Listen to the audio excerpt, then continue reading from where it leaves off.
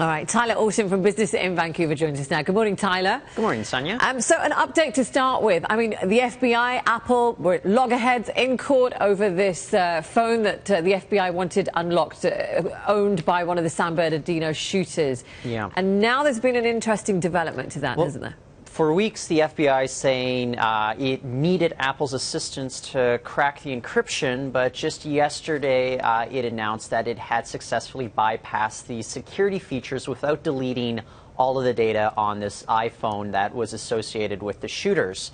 So Apple's come out and they are declaring a bit of a victory here, and they're also saying that they are going to ramp up their own security features on their iPhones.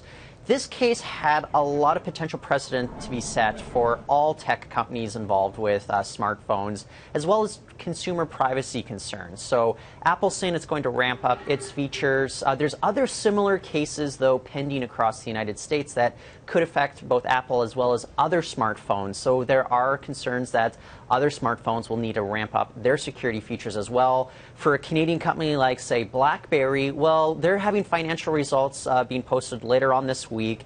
They may actually be getting out of the hardware game, no longer producing actual smartphones themselves, but continue on with secure private networks. So we'll have to see how this shapes out for all consumers involved when it comes to, balancing those security versus privacy concerns when it comes to mobile devices. Has it damaged them at all so far in the time that this news has been out? No, I don't think so. And I think a lot of people have come out in support of what Apple's trying to do. And of course, there's other people saying that, well, Apple's not your best friend here. They are trying to protect themselves as a company that's out there to make money. Okay. They're going to do that by maintaining a solid identity as a protector of, say, consumers. And Tyler, just out of interest, I don't know whether you know, which model iPhone was this? Oh, this was the iPhone 5C, so it was kind of the lower grade sort of iPhone, the entry-level model. Okay.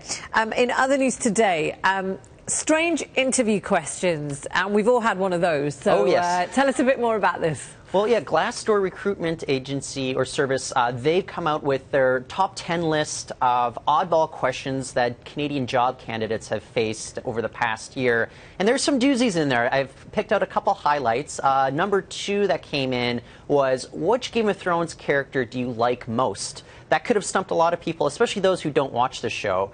Over at number 4, we've got another strange one. This is for a candidate applying for a job at Manulife. They were asked, how do you calculate the number of red cars in a city? Finally, perhaps my favorite, I believe this is number 7.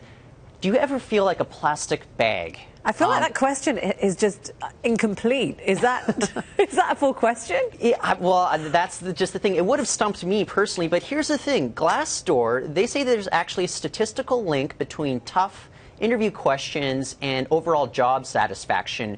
People that get tough interview questions, they report having more job satisfaction further down the road. Some of these, I don't know if they're tough interview questions so much as just weird ones that they would have stumped pretty much anybody sitting there. What's the weirdest one you've had?